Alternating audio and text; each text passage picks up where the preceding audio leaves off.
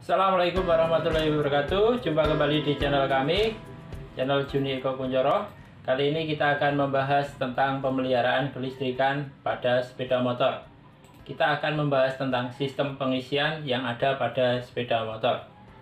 Sebelum kita masuk ke materi, bagi yang belum subscribe di channel kami persilakan untuk subscribe di channel kami agar tidak ketinggalan dengan informasi yang berkaitan dengan materi atau bahan pelajaran tentang otomotif ataupun yang berkaitan dengan SMK ya. Langsung saja kita masuk materi. Pokok pembahasannya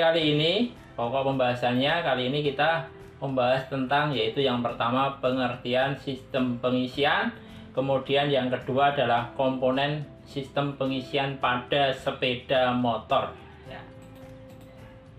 Pengertian sistem pengisian.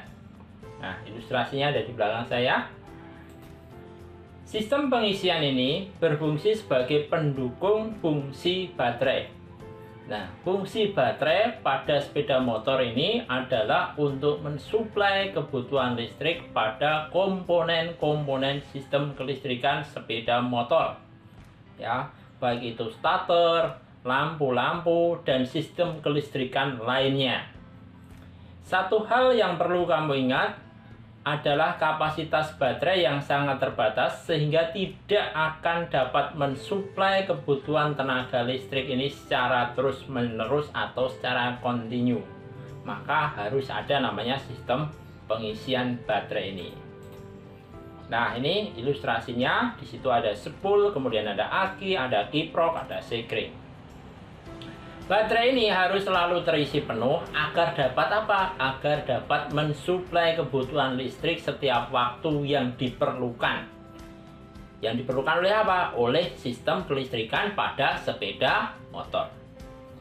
Untuk itu, pada sepeda motor diperlukan namanya sistem pengisian yang berfungsi memproduksi listrik untuk mengisi kembali baterai atau rechargeable, sekaligus mendukung kinerja baterai mensuplai kebutuhan listrik sistem yang membutuhkan pada saat sepeda motor akan dihidupkan ataupun hidup ya.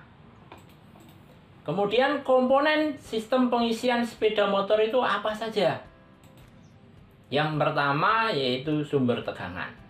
Nah, sumber tegangan ini berfungsi sebagai penyedia tegangan yang akan digunakan untuk mengisi baterai dan mensuplai kebutuhan sistem-sistem kelistrikan. Sumber tegangan yang digunakan pada sistem pengisian sepeda motor merupakan sumber tegangan AC atau alternating current yang sering disebut dengan alternator ya. Jadi yang memproduksi ini adalah alternator. Ilustrasinya ada di belakang saya ini alternator untuk AC ya. Di situ 3 fase ya, alternator AC-nya di sini. Maka di situ ada ilustrasi untuk grafik sinusoidalnya dari tegangan yang dihasilkan. Kemudian alternator terdiri dari kumparan pembangkit atau yang disebut dengan kumparan stator dan magnet permanen, di mana magnet permanennya ini disebut dengan rotor. Berfungsi untuk mengubah energi mekanis yang didapatkan dari putaran mesin menjadi tenaga listrik arus bolak-balik ya, arus AC. Kemudian yang A yaitu spool atau stator coil. Apa itu? Spool atau stator coil ini berfungsi sebagai kumparan statis yang akan menerima perpotongan garis gaya magnet dari rotor atau magnet. Spool atau kumparan ini merupakan bagian pada motor yang sangat penting yang berhubungan dengan kelistrikan motor. Spool sendiri berfungsi sebagai sumber penghasil energi listrik yang akan mensuplai seluruh kebutuhan keelektrikan motor. Mudahnya, spool ini berfungsi sebagai penghasil energi listrik untuk seluruh kebutuhan kelistrikan motor. Nah, ini untuk spoolnya ya. Spool ini nanti akan menghasilkan arus listrik berupa tegangan bolak-balik atau AC. Arus yang dihasilkan tergantung dari besarnya putaran mesin. Jadi kalau RPM-nya semakin cepat, berarti arus yang dihasilkan atau tegangannya pun juga akan besar. Arus tersebut kemudian menuju kiprok. Setelah itu menuju komponen lainnya pada sistem kelistrikan yang terdapat pada motor, termasuk mengisi daya aki. Tegangan dari spool ini berupa tegangan bolak-balik ya, sehingga perlu diubah terlebih dahulu oleh komponen yang disebut dengan penyearah arus atau rectifier, atau kalau di sepeda motor biasanya menggunakan kiprok. Kemudian yang B yaitu rotor atau magnet. Nah, ini rotor atau magnet sepeda motor ya. Rotor atau magnet ini berfungsi untuk memotong stator koil. Kumparan medannya ya, medan listrik, medan magnetnya ya. Ketika terdapat kemagnetan pada rotor magnet, maka akan timbul namanya GGL atau garis gaya magnet dari pol utara ke selatan, dari kutub utara ke selatan. Karena letak rotor magnet ini berdekatan dengan spool, maka garis gaya magnet tersebut sudah akan hampir mengenai spool tadi ya, maka akan timbul namanya induksi. Nah, ini letak rotor. Ketika mesin motor di starter, maka yang terjadi poros engkol akan berputar. Karena rotor ini terletak pada ujung poros engkol, maka rotor juga akan ikut berputar. Putaran rotor ini akan menggerakkan garis gaya magnet yang sebelumnya ada. Pergerakan inilah yang menimbulkan perpotongan garis gaya magnet. Tetapi ada perbedaan pada rotor mobil dan motor. Selain dari bentuk kemagnetan, rotor ini juga berbeda. Jadi ingat ya, kalau di mobil dan sepeda motor berbeda. Kalau yang di belakang saya ini adalah untuk kumparan atau rotor magnet sepeda motor. Kemudian pada mobil, kemagnetan rotor ini harus dibangkitkan, bedanya ya. Pada mobil harus dibangkitkan melalui induksi dari baterai. Sementara pada motor, rotor magnet ini sudah dilengkapi magnet permanen, sehingga tak perlu diberikan induksi untuk membentuk garis gaya magnet. Oleh sebab itu disebut dengan rotor magnet, karena rotor ini sudah dilengkapi dengan magnet. Belakang saya. Kemudian yang kedua yaitu baterai. Nah, ini ya. Baterai ini merupakan penyimpan tenaga listrik yang dihasilkan oleh sistem pengisian. Energi listrik diubah ke dalam bentuk energi kimia. Baterai ini juga berfungsi sebagai penyedia tenaga listrik sementara dalam bentuk tegangan DC. Jadi dia menyimpan tapi dalam bentuk tegangan DC.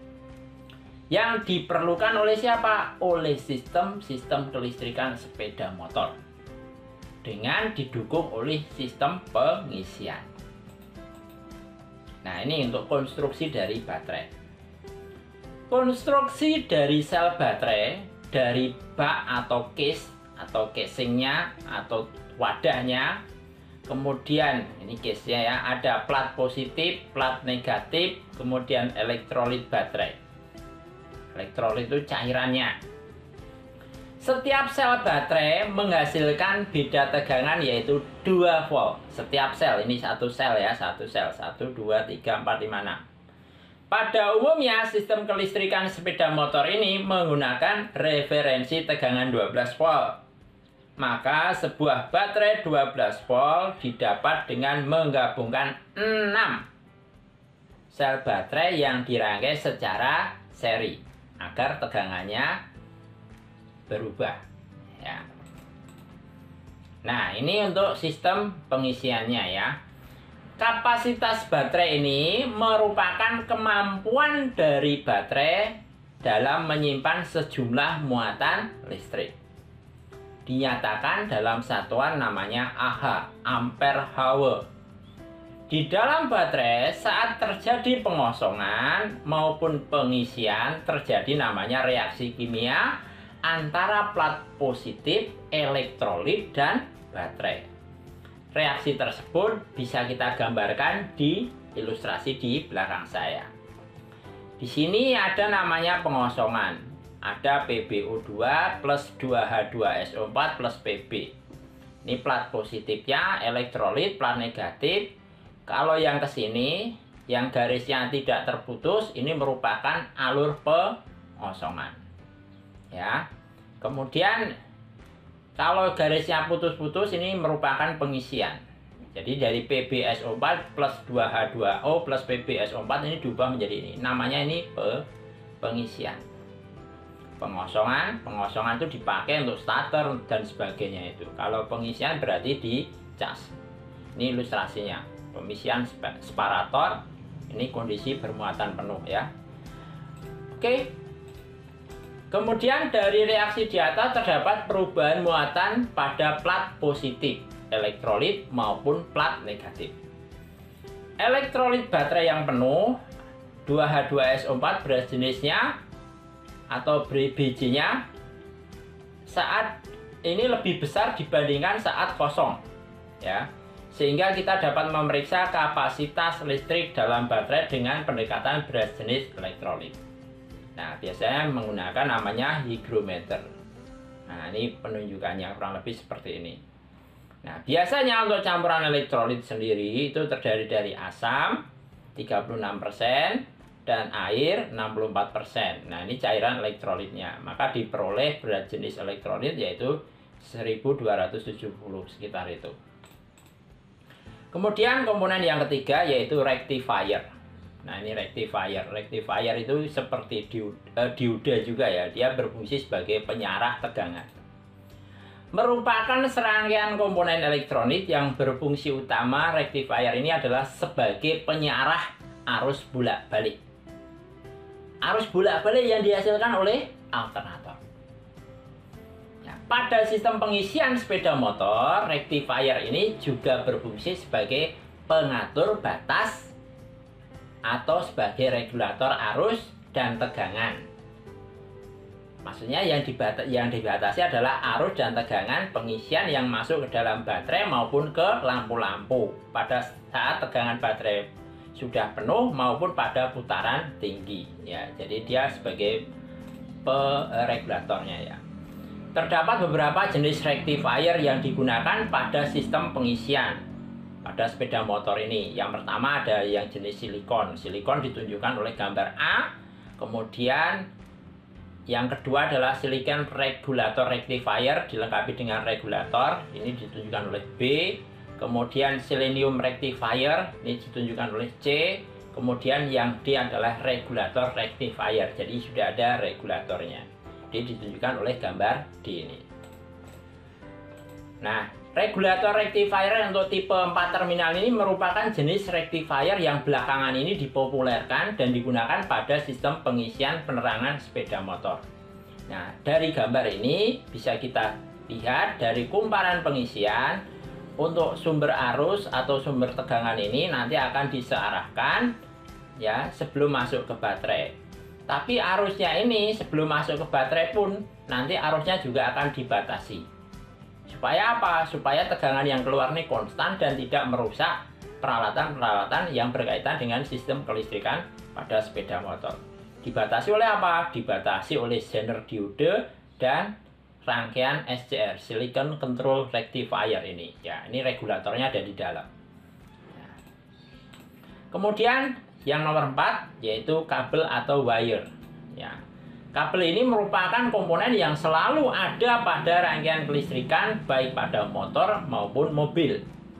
Termasuk pada sistem pengisian, ya. Ada banyak kabel yang diperlukan pada sebuah kendaraan. Biasanya untuk membedakan jenis kabel atau satu dengan yang lainnya maka digunakan perbedaan warna, namanya warna kabel. Makanya kabelnya dibuat berwarna-warna. Untuk arus positif, umumnya ini menggunakan kabel berwarna, ya, warna. Sedangkan pada kabel massa umumnya menggunakan kabel dengan warna hitam. Jika pada kabel untuk lampu atau beban yang lain bisa berwarna kuning atau hijau. Hal ini juga tergantung dari jenis motor yang dibuat oleh pabrikan masing-masing. Kemudian yang berikutnya, nah ini ya, ini namanya sekring atau fuse. Ini ilustrasi kalau sekring putus. Nah ini ya, fuse atau sekring pada dasarnya ini berfungsi sebagai pengaman arus pada rangkaian kelistrikan kendaraan. Gunanya untuk apa? Gunanya untuk melindungi rangkaian dari kerusakan akibat penggunaan daya berlebih maupun hubung singkat dengan cara memutuskan aliran listrik yang masuk ke dalam rangkaian. Nah, kesimpulannya apa pada pertemuan kali ini? Sistem pengisian ini berfungsi sebagai pendukung fungsi dari baterai. Fungsi baterai apa? Fungsi baterai pada sepeda motor adalah untuk mensuplai kebutuhan listrik pada komponen-komponen sistem kelistrikan. Yang kedua, komponen sistem pengisian sepeda motor terdiri dari sumber tegangan, baterai, rectifier, kabel, serta fuse. Ya. Demikian materi yang saya sajikan hari ini. Sampai jumpa di pertemuan berikutnya atau video pembelajaran berikutnya. Jangan lupa bagi yang belum subscribe, silahkan subscribe di channel kami. Assalamualaikum warahmatullahi wabarakatuh.